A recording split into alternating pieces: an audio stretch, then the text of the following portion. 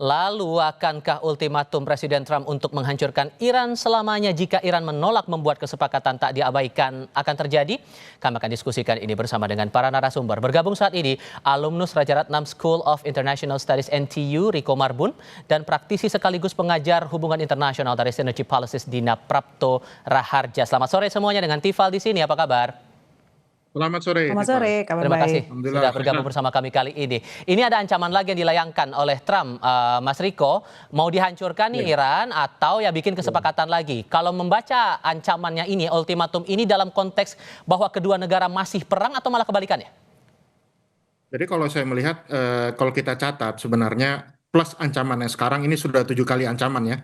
Jadi sudah 7 kali ancaman, 7 kali deadline, yang sampai sekarang ya kita tidak mengerti sebenarnya ujungnya itu akan seperti apa. Tapi kalau kita mau menganalisa cara Amerika berurusan dengan Iran, itu sebenarnya secara sederhana kita bisa menganalisa bagaimana mereka mengubah nama Department of Defense menjadi Department of War. Departemen Pertahanan menjadi Departemen Perang. Itu artinya mereka tidak menggunakan diplomasi untuk menghindari perang, tapi mereka menggunakan perang sebagai alat diplomasi. Jadi kenyataannya sekarang ini, walaupun katanya gencatan senjata itu sudah diumumkan semenjak 7 April, tapi selama 24 jam dalam sehari, itu kekuatan militer Amerika itu justru disiagakan dan ditambah. Contohnya sekarang itu kita bisa mendengar Amerika sudah menggeser senjata terbarunya ke kawasan yaitu rudal hipersonik. Tadinya kan rudal hipersonik ini dipertontonkan oleh Rusia, dipertontonkan oleh Iran. Sekarang Amerika juga kabarnya membawa rudal itu yang dinamai dengan Dark Eagle. Harganya sekitar 30 juta US dollar satu rudal. Jadi itu senjata baru, kecepatannya 5 kali kecepatan suara dan itu ditambah. Kemudian yang kedua, selama gencatan senjata juga sebenarnya Amerika sudah menambah atau mengembalikan pasokan rudal Patriotnya yang tadinya itu hampir habis begitu ya. Kemudian dia juga menambah radar begitu yang tadinya dihancurkan oleh Iran di sekitaran pangkalan militer Amerika yang ada di negara-negara kawasan. Artinya sebenarnya dan juga dia mengirimkan tambahan sekitar kurang lebih 6,5 ton amunisi ke Israel. Jadi secara real memang kondisi perangnya itu masih ada dan blokade itu kan sebenarnya Beda bentuk saja berarti ya? beda bentuk saja dan kita tadi dengar ya jadi kan ini ada batasan 60 hari perang begitu ya. Tapi Hegseth itu sebagai Menteri Pertahanan itu mengatakan bahwa mereka ini sebenarnya dengan mengumumkan ceasefire tanggal 7 April itu sebenarnya perangnya sudah diberhentikan sementara jadi nggak masuk tuh limit 60 hari. Nah, entah apakah itu limit harinya di reset ulang ya atau kemudian waktunya berarti belum sampai 60. Ini kan akal-akalan Presiden Amerika untuk melompati barrier aturan yang memang ada di negaranya. Dan momen riset itu menurut Anda akan tetap minta persetujuan Kongres atau ya dia akan melakukan sendiri? Sebagaimana dia melakukan awal-awal perang itu tanpa persetujuan dari legislatif setempat? Kalau lihat gaya-gayanya sih sepertinya tidak ya, walaupun komunikasi itu masih terus dilakukan. Yang dia lakukan kentara sekarang ini adalah karena front perang dari Amerika ini bukan hanya di kawasan Timur Tengah, tetapi frontnya itu juga ada di dalam negeri, yaitu dalam bentuk opini publik, yang dia digebukin lah setiap hari begitu ya. Nah sehingga dia perlu melakukan dua hal menurut saya. Pertama itu ada semacam show atau demonstrasi keberhasilan operasional militer plus klaim. Jadi kan kita bisa melihat misalnya contohnya dia mengatakan bahwa blokade itu berhasil mencekik kapal-kapal Iran yang keluar ataupun masuk. Nah, klaim itu tadi juga kita dengarkan mengatakan bahwa Iran sudah tidak punya angkatan udara, Iran sudah tidak punya angkatan laut. Pada dasarnya memang Iran setelah 47 tahun di blokade memang tidak pernah mengembangkan angkatan laut dan angkatan udara secara serius. Karena dia tahu itu pasti diselesaikan dalam waktu singkat oleh negara-negara besar. Oleh karena itu mereka berfokus kepada pertahanan udara melalui drone dan juga teknologi rudal jarak jauh. Dua itu yang mereka kembangkan. Kalau kemudian perang itu jadi gaya diplomasinya, Mbak Dina, muncul fenomena baru di internal Amerika juga begini. Melihat popularitas Trump turun, kalau merujuk dari polls-nya Reuters dan Ipsos itu sudah di level 34%. Sementara juga di Kongresnya mereka ini masih debatable masalah penambahan anggaran perangnya. Belum tentu juga suara dari Partai Republik menjadi dominan di legislatifnya AS bisa melawan dari dominasi suara publik yang menolak adanya perang ini berlanjut. Kalau kemudian Trump nekat mengabaikan suara Kongres ini atau suara publik Amerika Serikat secara dominan, gimana nanti efeknya? Jadi sistem di Amerika Serikat adalah sistem politik presidensial. Sama saja seperti di Indonesia. Kalau presiden sudah bilang A dan legislatifnya, karena di sana dikunci dua pihak ya, ada House, ada Senat. Dan kunci terakhir itu ada di Senat. House yang memang tipis beda suaranya antara Republikan dengan Demokrat, itu memang berkali-kali berhasil ya mengajukan War Power Resolution. Tetapi yang bisa mengunci dan menjatuhkan verdict gitu, menjatuhkan tuduhan bahwa memang Trump itu tidak kompeten, dia harus minta izin, itu adalah Senat. Dan Senat itu dominasi Partai Republikannya lebih besar. Jadi, dan pemilu yang besok November ini bukan pemilu presidensial, tapi pemilu legislatif yang akan mengganti setengah dari House dan setengah dari Senat, sebatas mengganti komposisi.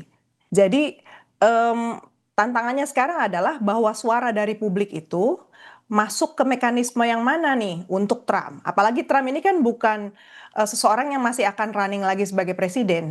Dia secara konstitusi terakhir harusnya ya, nggak bisa milih lagi. Dan dia karena bukan orang partai juga dari Republikan, saya kira dia all out aja tuh, sebodoh amat gitu kan, nggak ada kepentingan untuk menjaga popularitas Partai Republikan. Jadi itulah yang menurut saya paling membuat frustasi sebenarnya dari publik di Amerika Serikat, dan ada gap antara yang dilakukan elit mencari selamat juga ya, para elit dari Partai Republikan, mereka memilih untuk recess malah kemarin sesudah hari Kamis gagal lagi meloloskan war power itu resolution mendesak Trump untuk meminta izin dan malah reses gitu selama 1 minggu. Jadi mereka menghindar untuk mengambil keputusan dan berhadapan langsung dengan Trump. Ya pasti alasannya alasan pribadi, alasan politik gitu ya, untuk tetap menjaga relasi dengan Trump. Jadi menurut saya memang satu situasi yang juga membuat frustasi di Amerika Serikat. Oke, tapi di sisi lain kalau kita kembali ke topik diskusi kita di awal, mendengar ultimatumnya Trump, pilih dihancurkan ini Iran atau kembali ke meja perundingan. Menurut Anda nanti Iran akan bereaksi sejauh mana dengan ancaman atau ultimatum itu, Mbak Dina? Iran udah siap untuk perang lagi. Dan Iran juga siap untuk maju ke meja diplomasi karena dia sudah punya daya tawar yang baru.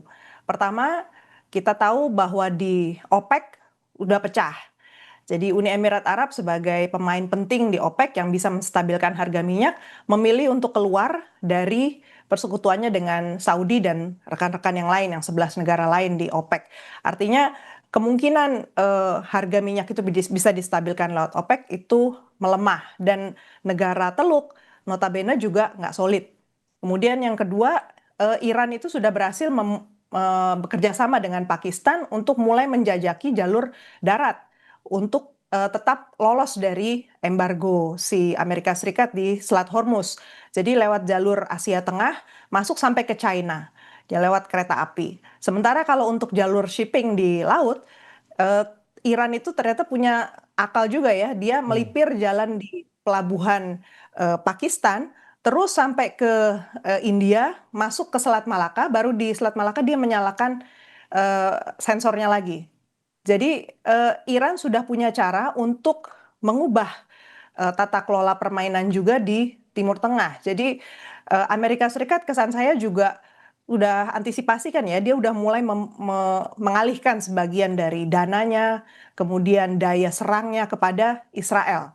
Dan Israel sekarang membiayai Uni Emirat Arab untuk intercept kapal-kapal dari Iran, dan kemungkinan juga akan disiapkan untuk launching serangan dari Uni Emirat Arab. Jadi nuansanya nih agak berbeda sekarang, dan memang intinya sih masih akan panjang sih Mas Tifal. Oke, tapi di sisi lain begini juga Mas Eko, kalau mendengar dalihnya Trump yang terakhir kali bahwa negosiasi dengan Iran ini sulit dengan alasan kepemimpinan di Iran ini membingungkan. Jadi susah buat berunding mau sama siapa. Cukup beralasankah dalih itu makanya kemudian nego ini nggak sampai pada titik temu? Jawabnya nanti, kita jeda dulu ya, tetap di Kompas TV. Melanjutkan diskusi nih Mas Riko, kalau dalihnya Trump terakhir kali yang membuat akhirnya negosiasi sulit dengan Iran itu alasannya karena kepemimpinan di Iran membingungkan, jadi susah buat berunding mau sama siapa, beralasan nggak tuh? Wah, itu sangat tidak beralasan ya, karena kalau kita lihat Abbas Araghchi itu ya dia bukan politisi yang apa namanya, dia politisi yang jelas menjalankan perintah dari IRGC. Jadi selama dia bekerja, selama dia muter ke sana kemari, ya dia menjalankan perintah dari struktur pemerintahan rezim yang sekarang sedang berkuasa di Iran. Jadi yang Trump ingin lakukan itu adalah bahwa dia sekali lagi ingin melakukan klaim bahwa langkah-langkah militernya itu sudah berhasil memecah belah rezim yang ada di Iran sekarang. Tetapi kalau kita mau bicara jujur, sebenarnya yang terjadi sekarang ini bukan negosiasi, ini sih masih omon-omon ini, masih ngobrol-ngobrol aja. Kalau kita ingat dulu, sebenarnya Amerika itu waktu zamannya Presiden Obama itu sudah pernah melakukan negosiasi untuk mengendalikan nuklir Iran. Itulah yang dinamakan dengan JCPOA. Tahun 2013, mereka baru selesai 2015, selama 2 tahun. Dan itu pertemuannya memang sangat serius. Di pertemuan terakhir di Vienna, itu John Kerry selaku Menlu Amerika pada saat itu sampai stay selama 2,5 pekan. Selama 2,5 pekan ketemu dengan apa namanya, ketemu dengan utusan dari Iran dan tambahan 5 negara besar lainnya. Itu namanya baru negosiasi. Kalau yang sekarang ini sih belum negosiasi, ini sih masih kuat-kuatan, ini belum Buat ada adu argumen keseriusan. masing-masing aja ya? Masih ada argumen. Tapi kalau kita lihat sebenarnya begini, sebenarnya dari Iran sendiri itu kita sudah melihat ada tanda-tanda bahwa mereka membuka diri untuk bicara, asal tuntutannya itu jangan maksimal. Artinya begini, kalau bicara bahwa pengayaan uraniumnya ya yang dikatakan itu menuju ke senjata nuklir itu dibatasi, itu kan pernah bisa. Dan itu bisa mereka lakukan. Tetapi kalau misalnya bicara sampai kekuatan rudalnya harus dibatasi, itu kan sama aja bunuh diri. Dan ini secara real kita lihat di lapangan, blokade blokade laut yang dilakukan oleh Amerika itu kan secara teknisnya, itu pasukan Amerika selain dia bertanya kepada kapal yang lewat, dia itu juga bisa mengirimkan helikopternya untuk menginspeksi kapal yang lewat. Nah, Anda bayangin kalau Iran itu secara serius memang melawan, itu yang ada di kapal itu dirubah aja di tentara semua, itu bisa bunuh-bunuhan itu. Tapi kan itu tidak dilakukan. Belum dilakukan gitu loh. Artinya sebenarnya pintu untuk ngobrol-ngobrol itu masih ada begitu. Oke. Tinggal ini disambut atau tidak oleh Trump gitu. Eh, kalau sebetulnya karakter Iran ini memang bersedia untuk ngobrol panjang seperti ini atau akan ada nunggu action kalau dalam Bisa. kondisi apa nih, Mas Riko? Bisa, jadi kalau kita ingat, kita buka sejarahnya negosiasi panjang waktu zaman pemerintahan Obama itu, pada pertemuan pertama kali itu semua delegasi Iran itu bicaranya pakai bahasa Farsi. Hmm. Jadi nggak mau ngomong pakai bahasa Inggris. Begitu sudah terjadi interaksi pada beberapa pertemuan kemudian, yang itu akhirnya dihadiri juga oleh Menteri Luar Negeri Iran sekarang, Araghchi ya, itu barulah kemudian pakai bahasa Inggris. Jadi istilahnya Iran ini sebagai negara itu mereka punya kultur politik. Itu katanya kalau kita baca saat mereka tiga utusan itu bertemu, Iran itu selalu mengatakan never threat an Iranian katanya. Jadi Iran itu jangan diancam-ancam. Hmm. Kalau mereka diancam-ancam terus ya nggak bakal Oke. ketemu ujungnya gitu. Oke. Iran tidak bisa diancam-ancam nah Mbak Dina. Eh, ini berarti selama ini ya cuman lempar argumen saja, lempar pernyataan saja yang muncul selama ini, begitu?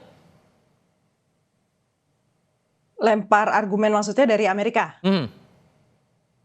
Amerika Serikat itu postur yang ingin disampaikan oleh Trump itu adalah dia kuat, dia dominan, dan bahwa dia menjalankan program prioritas dia. Hmm. Jadi sebenarnya many times dalam banyak kesempatan saya melihat dia lebih banyak bicara itu untuk menarik perhatian dari masyarakat di dalam negerinya sendiri gitu loh. Untuk di luar negeri yang dia mau sampaikan itu lebih ke menggentarkan saja, membuat orang tuh jadi males gitulah. Istilahnya bahkan bukan segan lagi, udah males gitu ya berhubungan dengan Amerika Serikat supaya dituruti aja. Kita ingat bahwa sejak kejadian Trump naik yang kedua kali, satu teknik yang dia gunakan adalah menyingkirkan atau bahkan jual mahal terhadap para sekutu-sekutunya. Nah, Jadi dan kemarin dia lakukan lagi kan ke Uni Eropa. Kita udah lihat kepada Jerman, Jerman makin keras nih ya mengkritik Trump, dan Trump langsung bilang kita tarik pasukan 5.000 dari Jerman. Dan kita tahu tahun lalu, akhir tahun lalu lah ya, Jerman kan saat saya berkunjung ke sana, ke Berlin, mereka udah bilang kita bertekad untuk memenuhi biaya pertahanan yang dibutuhkan untuk memperkuat NATO dari kantongnya Jerman. Walaupun risikonya jelas, agenda lain seperti untuk masyarakatnya, untuk sosial ekonomi, itu akan terganggu. Dan ini yang sebenarnya membuat ngeri juga orang-orang yang mendengarkan, karena kalau Jerman bangkit lagi tentaranya, dan betul-betul ditinggal Amerika Serikat, ini risiko yang lebih besar naiknya kekuatan-kekuatan yang memang senang menggunakan intervensi senjata, ini membahayakan dunia sebenarnya. Sehingga kalau kemudian perang ini berlanjut, Mbak Dina, apakah ada kemungkinan dari Amerika Serikat ini minta izin dalam tanda kutip atau akan berdiskusi konsultasi dulu dengan negara sekutu? Saya nggak yakin. Kalau Trump itu bukan, dia lebih senang tampil sebagai tokoh yang dominan sendiri. Dan tampil sebagai pihak yang memberi inisiatif, mengarahkan, memberi direction. Jadi bahkan kalau kita saksikan dia berkali-kali berkunjung misalnya ke Rusia ataupun ke China, gestur yang dia tunjukkan adalah bahwa tetap dia adalah pemain yang paling penting. Dan dengan dia melanggar aturan di dalam negerinya soal War Power Resolution itu, izin dari Kongres itu, dia kan ingin menunjukkan bahwa untuk ke Kongres pun saya nggak perlu sebenarnya. Maka dia mengelak dengan sedemikian rupa ya, sampai bilang nggak terjadi perang kok, yang ada hanya military operation. Apa coba bedanya antara military operation dengan perang gitu kan? Dan kita lihat lagi statement-statement dia sebelumnya yang begitu agresif terhadap Iran, sebenarnya kan nggak masuk akal bilang ini bukan perang gitu.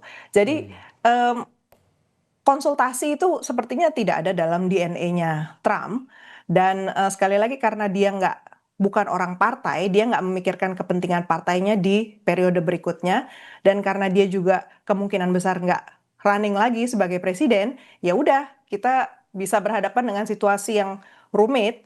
Tapi itu artinya negara-negara lain sekarang sudah mulai mengantisipasi membuat network baru. Jadi jaringan minyak misalnya shipping, connectivity, itu sekarang mulai terbuka jalur alternatif-alternatif. Jadi selama Hormuz pun sekarang sudah mulai ditata ulang lagi ya oleh Iran. Jadi jalur yang biasanya dilewati itu kan udah dipasangi mine ya, dipasangi